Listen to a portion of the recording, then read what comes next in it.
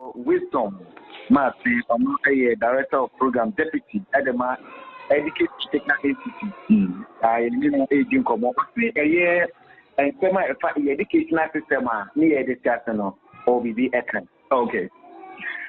Of any wisdom, I share a more call about mind your mind you may do so I'm paying. In your major also. Ghana education system. Emu saying na some way and I can edify education system. You come to see or Amagana. Meda Simini of my main fire Acunya so. I mean, fire in PC, Emma with you Funina. Anyway, big your phone so almost studio, almost Boise, almost Shama or my Ghana, and so it's my conquine ever museum. Your share in Museum or mine concon Ghana more. In Sempi, our Nemu, okay, or mine Biara and so no, if you want, and Sana Yakutu. Okay, did you say if you baby, and Sana Yababu baby? The Sana English Yabushi for no Ebano. Na ya wo ehumesuya bia ye nananom ene ye maame ne papa mo na na ekyere ade na na omo adekye ni nyina no efa nipa suban nipa entity ye ho omo kyere ye nsene a nipa ubetumi ne wo yonko nipa unia etimi atena asomdwe mu omo kyere ye nsanu nyuma ebetumi abo ema ye ne ye fense self sufficient ye independent yen depend wo obi eso. Okay. Sa ehumesua eyini eye the difference the informal education. Okay. Na ye koyenim nkaka nkakra no. Na ye frɛ ehumesua ko bi ana ye frɛ ne say non formal education division. NFED. Omo nso be introduce another form of education e frɛ ne say the non formal education. Okay. Omo ba be hu say ye maame ne ye nananmo ehumesua de na omo che na eni ehumem na mmom na eboa ma yetumi etrase na yenya asem enya mane ema ya brabo a yebo no eye toche ni jojo ema ye ne ma ye nyina so ekoyi na mmom omo hu se na sa adisua no elake some elements be na sa adisua no elake.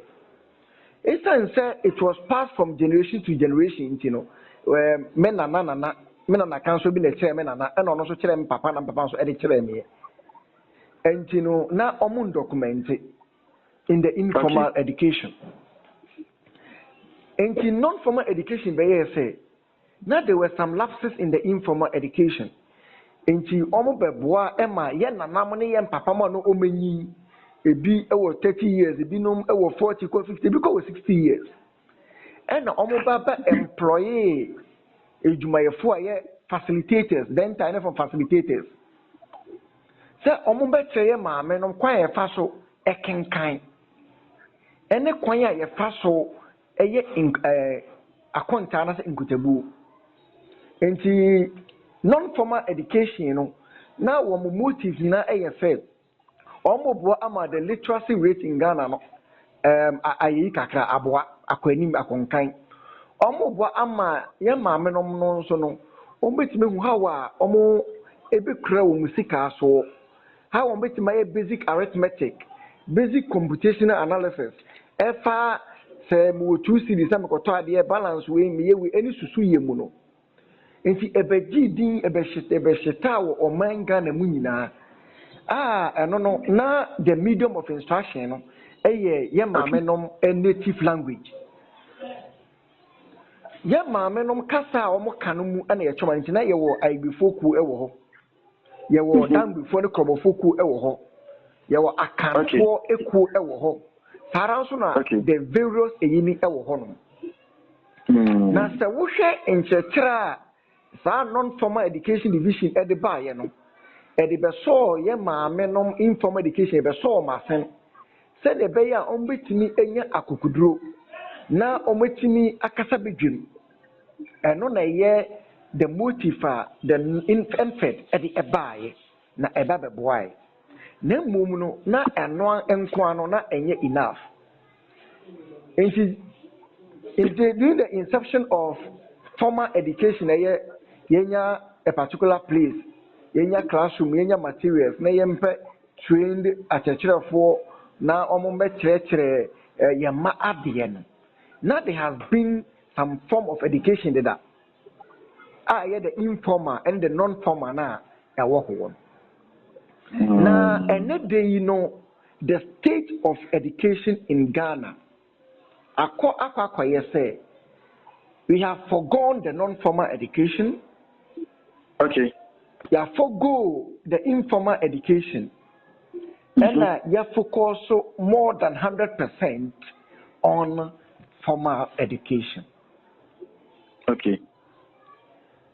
We share these three forms of education. It complements each other, one another. Into a complementary way. Now we use a complementary way. Into the informal education, and there you find is a finance sano. Well, so it is. Informal, and your friend is a finance, and formal, and your friend is a suku yansa. Won't you be a suku yansa and now we just a Fidian end to hope. This is the state of education in Ghana now. Okay. You focus on school yansa the formal education, no? And you just a finance na a informal. Because the common sense aspect, no? A jato. Oni pebiano, so per se wa brabo isi yi na se nema ekoyi ema wa. E wa se wo carry mienu ni nyina, wo fa we no. Wo fa efinyansa no na wo de abefo de ye formal education nso e ka ho. You can go far, and you will go far. If you focus on only the formal education, you will be lacking because ubedu ahimfie we hear the informal aspect. Now what too many impenifo edinkita ho. I am not doing politics, but some change agin ACB this war. Political icon be echo in person be say okwakoye campaign. Na okoye no okofa ohini bi efie ene ohini bi area wambo ohene no amane na sana na ohene no ebabeto so ne bu efui na ohene ne ka asem bi asema na na ekaye na meja so e de abutuase me point na na say yama yeni atra yeni nton na yeja efie nyansa atoho say o ko panyin bi asoye so a ye wo se de ye ko no minti min sore nko yewura otumfo asoye so sakeke enko nko da so bandia edi sakeke nana ote kokko so wo de be kye sa da bi wo ye entite ya eye efie entite ye an aspect of education the informal education na etumi aboa na wotumi ni panyin atonsa edidie. Formal education and but in the actual sense, anka formal education settle na see the gaps between the informal and the non-formal education. Gaps on anyway. The formal education, anka there are some skills bia e was saying the informal, they know about me aboa. Okay. Ye nimdiye sunkumbia knowledge. Ye de ka informal and non-formal de no a ebetumi aboa. Ye say attitude bi de beka efie no ho a ebetumi aboa. Okay. Ye say some societal values it is being cherished by our society by traditional authorities. Ebetumi aboa. It is a formal education, anka wakoye se me komata abese a universal set about the money informal and non-formal no and informal and non-formal esi nchen amne no but asan ni esi nchen. And the educational setting, the formal aspects, the skills, the knowledge, the attitudes and values are cherished by society. Society be say abofrawe anase asembesi ni obentin odi mu say e wo say ye geno in the society because na brabo ne ye ne ka say nyina no ade a it is being accepted by society. Okay. Mr. Wisdom, Mami Musa was in Wayo. Now, see, educational system, I the human rights about I say human rights in any concern, Akola, any piano, a day, a team, a piano, it was 2 1. Any concern, Akolano, ABPA, who can be I just intend almost some social and phobia, or maybe I'm saying also more and I'm saying and Kola, I was 2 human rights in our educational system these days, I want to transfer. I want young people Medhasiminia. Yeba education setting awe ho. Enya obakofo adwuma. Akoye set table a ekura enan no enan. Woni be there say nine baako ewa asen miensa na odi gina okra na engina ho yi. Sanso na baako ye ti asen enan na odi gina enye yi. Enti child right for no, the advocate of child right for no. Almost all your phobia, an aspect, and I say table in 9 baako, and cat bata baako, ekura education. Enti you were the stakeholders of education almost account. Who say it has been backed by research. Na mama found called the behaviorist theory kakra in this child, Baruch Frederick Skinner, research though or a psychologist, when the Numa Nejuma Ghana, Nemum, a bench and Nawa, and no Anna or educators follow Abwa. Okay. Or say, this year you swing in a behavior in the society, and on a influence at the Biara, yes, and innate character be a war the buyer, it will be influenced by society. All right. Who say, and never be one ma and mofra in a particular age group no omope. But child rights for Eka be saying, Omo change agents will say corporal punishment and a enye. So would they about by inflicting pain? If I say, oh, correct a problem. But problem now was correction a moment. You are rather correcting the problem with another problem. What the huni esro, what the aba, any or ya mom na air to abofrani so and I to abofrani emu. And they speak and they are against corporal punishment. Any form of corporal punishment, so the Ghana Education Service, the other some stakeholders be any child rights, ekasa 8 year. Back to the behaviorist theory. Behaviorist theory is say, and what say a friend is a punishment, and what say a friend is a reinforcement. Because the reinforcement in the behaviorist theory, or can say you were the positive reinforcement and the negative reinforcement. So the Friday Bribina or Bombardina as a basoboa. I was said with ginger and aspect a friend is the positive reinforcement.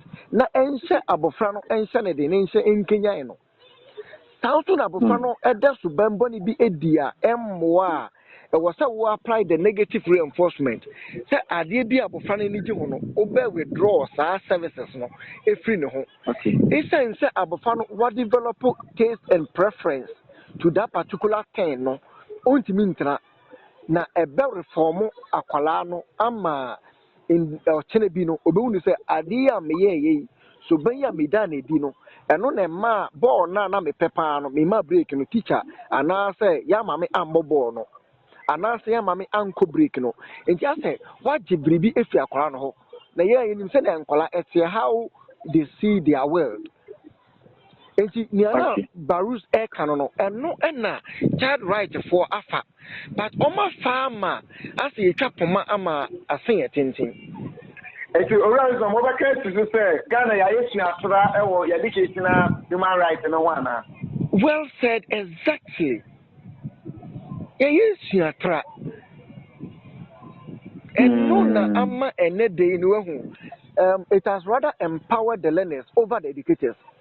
Ama nkwala no mom enya efu ababen ama nkwala no enya ahoɔden soronko bi asen akyerɛkyerɛfo na wɔn na wɔn impacting knowledge, the skills and even the attitudes and values na ye cherish ya ye say ɛno na ye de call the formal setting mu area oba bedi mu na odi mu wi a otimi ekɔ into the society no wetima bo magana nso akɔnkan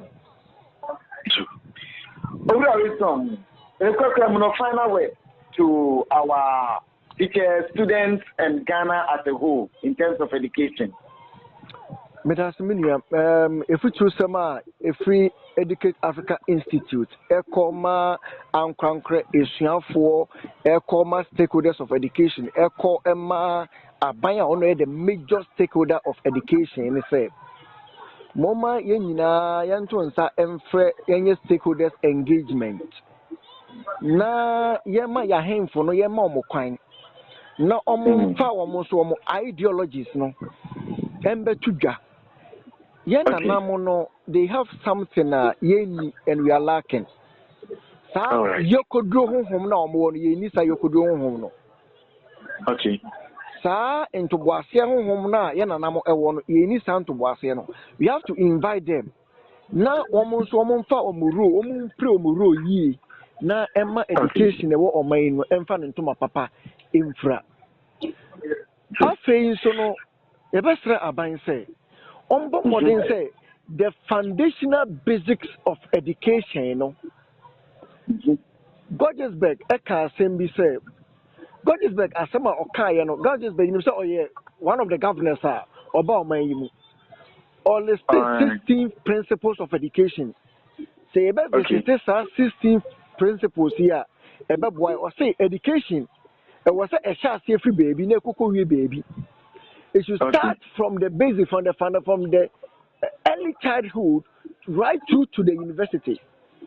Now, can simply say education cannot be free nor compulsory. Despite the fact say you will for any F cube ebaye. Say a free compulsory universal basic education. And I can bet you say there are still students and they don't get access to quality education. We are talking about quality education here and easy accessibility to education. Abofre biara or omeimuno have the right to education. Or checheni biara, not even parents now need that so-called right to deny any child education. But at the back on the say, menu me to minka, ewo yen area yen pattern yen parent be a man banko school. And so someone can. Some instruments and no issues no.